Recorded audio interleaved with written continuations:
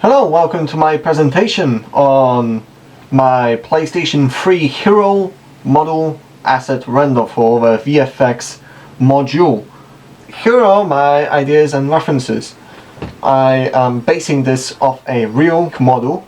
It is the Sony PlayStation 3 from 2006. As you can see by the references, relatively worn, a bit dusty. Moving on, this is how I started modeling. Starting on 1, blocked out the general shape. Then later I started more of those details, while also ensuring there are supporting edge loops. Moving on to 3, I further enhanced the details. I even added some rubber feet, as you can see maybe there. Hey, whatever, that's also something I did. What I didn't do, however, I didn't create a back of the model. Yes, I did remove all the faces inside, because, you know, if you're not going to see them, why do you need them? Now moving on, further cleaning up the topology. Here is just more insight on how I made some of these parts. The USB part is a particular point which I want to focus on, since I was merging 2 different objects into one. Now, you might be wondering what that purple little image on the top is. Yeah, that's a corruption. Wherever you use Boolean operators, it's just like corrupts the whole model. Very nasty. I don't like it at all. Moving on, yeah, how I did the centerpiece started with a primitive shape, extruded in, but then after, pretty much at the very end, I noticed a small detail which I was missing. Quite crucial, it's the power lights. It's crucial, it's on the front, so it is visible. Yes, that's the final model on the top right next to the P3 Sun. Yeah, that's it finished. Roughly the angle which I want in my render. Perhaps a little bit higher, but yeah, that's well generally how the model looks like. Like you have a bottom left. Yeah, I did put some care into creating the right side bottom, but I fear that it's not going to really be shown. But oh yeah, also the back as well. Separate most of the parts as well, most of the objects, since I don't know, I just thought that it might be easier to apply different materials if it's just different objects. You just click material, set. That's pretty much it. Next up, UV. Looking at these animated GIFs which I created, since, you know, it's the best way to demonstrate multiple angles and seams. On the bottom left there's the seams, so the little cuts, I think that's what it's called in Maya. I come from a Blender background, so yeah, cuts seen in the white lines. Oh, there's a little top angle right there. Yeah, I mainly focus on making cuts not really visible. I try to make the cuts as hidden as possible. Well, where they are visible in areas where they would make sense to cut, or it's just, you know, too hard to see. On the top right there's the UV grid. The UV grid tells me and, well, you right now, the general size or resolution of the texture on the model. Good rule of thumb, the smaller the squares, the better the textile resolution, or rather the higher the resolution of an area. Textile resolution more correlates to it being overall spread out across the model. The resolution of the top and sides was prioritized, since, you know, that's what's going to be seen. If you're going to see that, you want it to be in the best quality possible. However, there was still consideration put in the side which is not really seen, the left side where the disc is, not the hard drive which you can see here, the other side. The rubber feet Yeah, they also have a good textile resolution, even the bottom and the back, which you never see. It doesn't have to be one-to-one the same textile resolution, it can be offset by a little bit. So that's what I did. UV layout. To make sure that the textile resolution and model look good, you gotta have a good UV layout. And this is my second version of the UV layout. My first version is on the very right. We are supposed to use 6 UV squares, you could say, UV boxes. Yeah, and I used 5. The shiny black plastic texture, I separated it into 3 UV maps so that it can be as high resolution as possible. This is a hero model texture, meaning that it must be prestigious and high quality no matter how you look at it. And well, this is the most visible part. I want to make it as prestige as possible. Now moving on to Substance Painter with the UV maps all created and model is smoothened.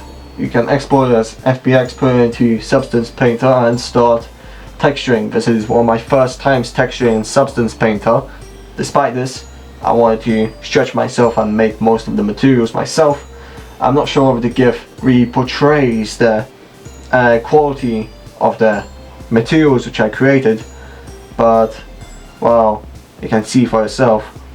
As for what materials I created, well, that's the shiny black plastic, the most visible one, and the silver disk drive kind of thing.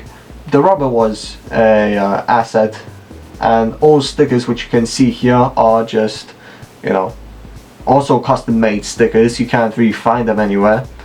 More on them later as well.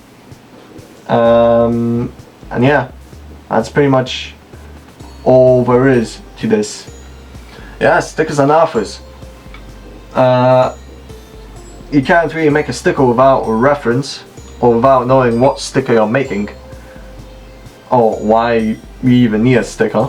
The stickers which I was making, as seen on the left, are real stickers or real decals which you see on the console.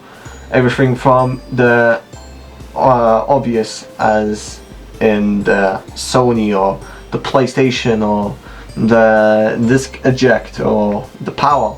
I didn't quite do cache converters, but I did something very similar.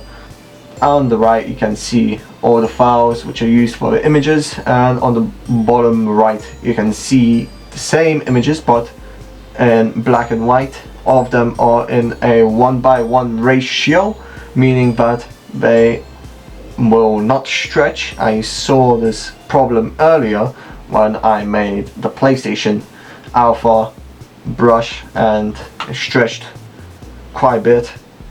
I didn't like it at all, it looked horrible. Oh yeah, by the way, each one of these images and alphas are very high resolution. They are, from what I remember, like at least 2K, 3K to 1K resolution 1:1s. It's just better to have it higher resolution, even if it is going to get downscaled on the UV map. You never know. Yeah, that's a good thing to point out, especially since, well, I created these all using Inkscape. How did I use Inkscape? What is Inkscape? It's literally just like SVG. You create paths and vectors. So each one of these was a vector. You can even see the PlayStation logo. I just traced it several times. Some of them were easy. The Sony logo as well, just traced it. USB, well, maybe not USB, but for a disc eject or a sticker, all of them was traced from a photo. And yeah, from the photos which you see here on the left, actually, I've been created from scratch. Once they were created, I could export them and create a alpha map which is of the same placement as the actual image map. It's good practice. I always wanted to make stickers. for a digital PlayStation. So yeah, now we are coming closer and closer to the end. This is the lighting setup. Skybox light from the HDR to surround the whole, to just flood in light into the scene, into the render. And that skybox is then re-rotated so that it can fit the backplate where the render is supposed to be.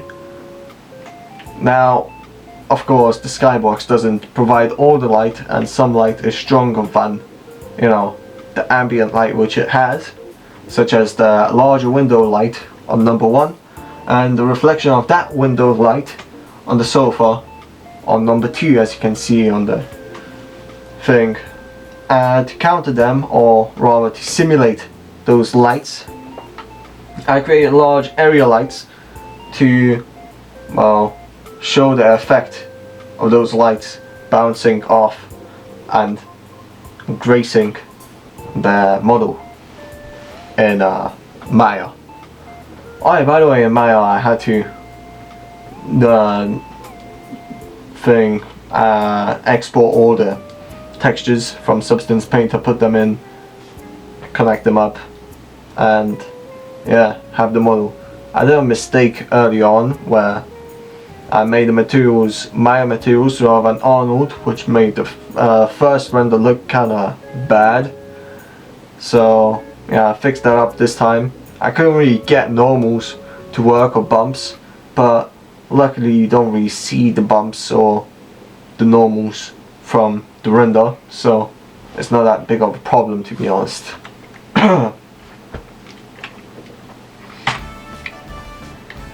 And yeah, here's the final renders. The bottom left is the first version, very bad, very ugly, you know what I mean.